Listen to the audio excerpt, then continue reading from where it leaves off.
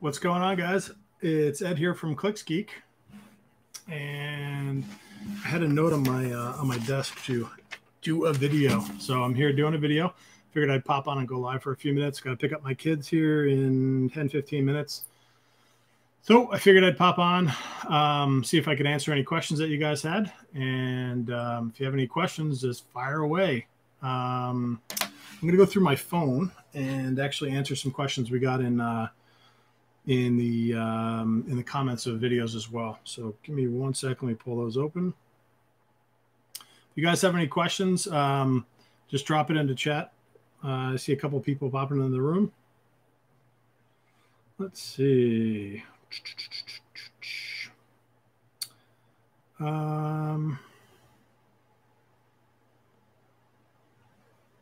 Don't know what that means, Anthony.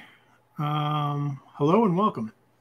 All right, so someone mentioned that the link in the previous video for our Google Ads course was all wacky. So we've got our developer looking at that. But if you click on the link now, should be good to go, and the discount code in there is good to go as well. Let's see.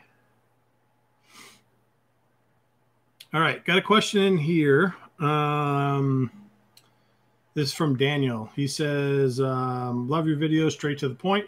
I have a question for you, though. If I have a client that's a full-service digital agency, they do development, design, and marketing, that's willing to spend $500 a month with minimum bids around 10 to 20 a month, or 10 to 20 a click, what would you recommend in terms of ad groups and keywords per ad group? And also, what do you think about decreasing the number of days I advertise so I can increase the max spend? Okay, if I'm understanding this correctly, you are managing a Google ad campaign for another digital agency, so you're doing some white label work or some freelance work for them, and they want to run a Google Ads campaign for themselves. So in my mind, when I hear a $500 a month ad budget, I take that, I do 500, and I divide that by 20, and that gets us roughly $25 a day ad budget. So I start off typically Monday through Friday. That's roughly 25 advertising days per month. That's a $25 a day ad budget. That's really low. So he makes the point of, should I reduce a day in that to up the daily budget? And the answer would be yes, I would. So 500, and we divide that by 16, which would be 4 days a week. It's 31 bucks. That's definitely better than running 20 or 25. It's not great, but it's better. Maybe even want to bump that down to 3 days a week. So if we do 30 divided by 12, 500 divided by 12, that's 41 bucks. Probably a better place to be at. You're not going to see a ton of action on that, but it's better than nothing. So with small campaigns, you'd still build them out like you would anything else. Keep in mind that there's an 80-20 here, that 2 of your ad groups, 3 of your ad groups are going to drive a majority of the traffic. So you might as well focus on the big couple of keywords here. The idea of going after all the low-hanging fruit, I'm not a big believer in that. I'd rather just stick to where the traffic is and do the best you can with what you've got. And in terms of number of ad groups, I'd probably build out something like 5 to 10 ad groups and see what drives the most traffic and focus your efforts there. And a $500 a month budget for something where your click costs are 10, 15, 20 bucks a click, you've got to expand your thinking. Instead of thinking month over month, you've got to start thinking in terms of quarterly. So are you able to get a return for the client? Are you able to see the account performance you're looking for in terms of quarterly snapshots as opposed to monthly? If this client had a $3,000 or $5,000 a month ad budget, you could certainly be making sense of it a lot faster, let's say month over month, because you're getting all those clicks and you're getting all that data. But in a smaller campaign, small budget, less clicks, less data, less optimizations you can make, and that's the tough part. So I hope that answers that question. Let me grab another one. Let's see what we got here. That was Daniel. Daniel, thanks for the question. Let's see here. Okay, is there a way I can allow my client to put in their credit card info without getting the info from them and putting in myself? These people are very low tech, and you want to make it as simple as possible. Yes, you can. So what I would do if I were you is just record a video walking through how to actually add the credit card details, or just send them the Google Ads support link on literally the step-by-step. Just go to Google and type in how to add a credit card to Google Ads, or how to edit Google Ads billing. And there's a step-by-step checklist on how to do it. I'd send them that, and then maybe you could do another video just walking them through a screenshot of how to actually do it. It's really simple. That would be the approach. That's the approach that we do. I try never to handle a client's credit card if I don't have to. And if I do it, I typically will do it over the phone, just so that the credit card details aren't sitting in an email that can be hacked. So just for safety reasons, I would like to do that. One other thing I would note is I would recommend that you, in writing to the client, that you have their approval to add their credit card into their Google Ads account, just so it's documented and it's just not verbal. It's documented in an email that went back and forth that they gave you approval to add the card on file. You don't need to. It's just a little formality, a little protect your ass type of thing. I would recommend something like that. And then another instance I would do that if a client ever asks over the phone for an increase in ad budget or ad spend, I'd say, okay, we'll implement that, but I'm also going to shoot you an email right now just confirming that you'd requested that we do that, just so it's documented, that if for whatever reason they ever came back to you and said, I never did that, I never said you could do that, you could always fall back on that email, that documentation that you have. Let's see, what else we got here?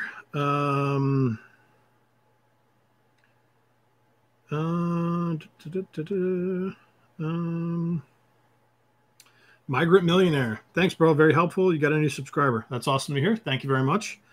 A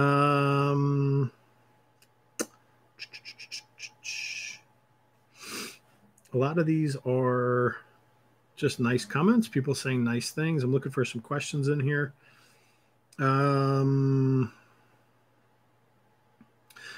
There's a question here from Sky's the Limit. How would you script out going through an audit and pointing out the problems each prospect is having with their PPC, since every client's a little bit different?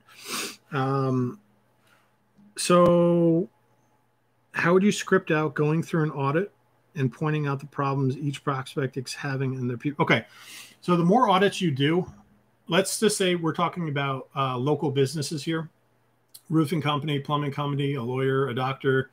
Let's just talk in terms of local business for time being, for the sake of this video. What you're going to find is the same mistakes happen over and over again. Everyone's making the same mistakes. They're making campaign level mistakes within the settings. They're making keyword selection mistakes. They're going too broad and not down the funnel enough. They're making mistakes at conversion tracking or call tracking, or landing page mistakes, or they're making bid mistakes, or keyword match type mistakes. You're going to find that everyone makes the same kind of mistakes.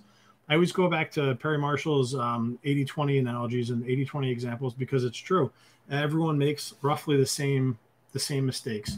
And once you're able to point those out and tell them how to fix them, or make suggestions on how to edit those, you've got some expertise in the space, and it's very helpful for winning the business. Our audits that we send over are literally like 1 or 2 page write-ups. They're not these masterful documents that are like beautifully scripted or edited or graphically made up or anything. They're really simple, text-based. They're emails now. I don't even put them in PDF anymore. But when we audit campaigns, we will win the campaigns because we're showing them exactly what they're doing wrong and how to fix them if they're interested in fixing them. Most people, when they do an audit, they just say, okay, can you just do this for me? That tends to be the sales conversation. It's okay. All right. Okay. I can see. All right. That makes sense. Okay. Can you just do this for me? They're not looking to, most people aren't looking to do it themselves. They just want to hire someone to do it for them. So I hope that answers that question. I've got about 5 more minutes here, and then I got to jump. Got a few people in the room. Anybody want to ask a question? I'm happy to take it. How do I pitch agency clients over LinkedIn? Agency clients. Are you talking about agency businesses? Like you're going to go and white label for them? Or are you talking about the business that you want to service as an agency? Little confused on that one. Either way, what I would say is you're not pitching over LinkedIn. You're not selling over LinkedIn. Your objective on LinkedIn is to pitch an appointment, potential leads. Okay, service as an agency. Okay, so don't pitch on LinkedIn. Don't pitch in cold email. Don't pitch in the cold call. You're looking to get to that next step. You're looking to take them from icy cold to a warm conversation. That's all you're looking to do. It's all you're looking to do with lead gen in a cold approach is warm up the conversation, get your foot in the door. So you can go from speed talking to having a 3-minute conversation, a 5-minute conversation, a 10-minute conversation, an hour conversation. That's all you're doing. That's all it is a foot in the door. You are not selling on LinkedIn, at least in my perspective, and lots of other people that do appointment setting. Your job is to set an appointment here. It's not to sell over LinkedIn. Anytime I've used LinkedIn for lead generation, it's always been to have that next conversation, to set an appointment with that person, to get them to respond with their email or their phone number, to have that conversation. That's all it is.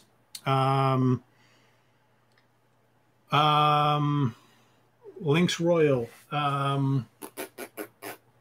What is a good book for you?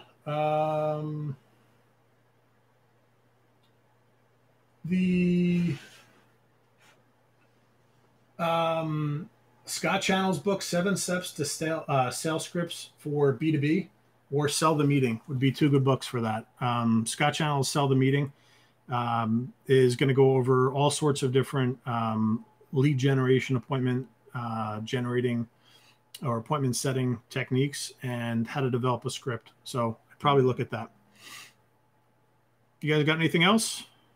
If not, I'm going to jump. This is just a quick one today. Probably do a longer one tomorrow or Thursday, depending on what's cooking. It's been a busy week. We find the first week of January is typically one of our busier weeks in the year. People come out of the gate swinging in January. Everyone hits the gym and everyone markets their services January 1st. Do you plan to create a course on how to create a PPC agency? If so, when can I purchase a course? Yes, we are. We're almost done with the direct mail course, then the cold call course, sorry. And then once that's done, we're going to do the agency course and package it all together in one. Because right now we've got the Google Ads course, the landing page course, then we're going to do the direct mail course, the cold calling course. Those are going to be 2 quick ones. They don't need to be super long and in depth. It's more just the power of what we'd be providing there, and the value in the actual documentation and the scripting and things like that. Then we're going to package it all together, and then layer in a bunch of how we approached it and how we did it and where we spent money, where overhead costs are at, typical FAQ style, things to look out for, little things I wish I knew when we started, that kind of stuff. So yes, we are. It's in the works and it'll be out. I'd say, man, I'd love to say in a month, but probably more realistically is probably 30, 60 days, something like that. You guys got anything else?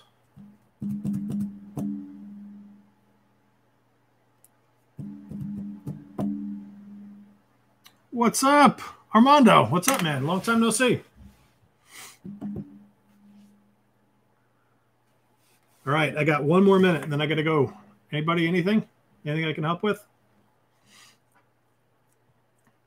All right, I'm out of here, guys. I got to run. I will do another one either tomorrow or Thursday. That's it for today. I just want to pop in and say hello. Hope you guys are kicking ass. First week of January. And if you aren't onboarding clients right now, it's your fault. Get out there, talk to people, talk to business owners, get some business in the door. All right. Have a great day, guys. And that's it. See you guys. Bye.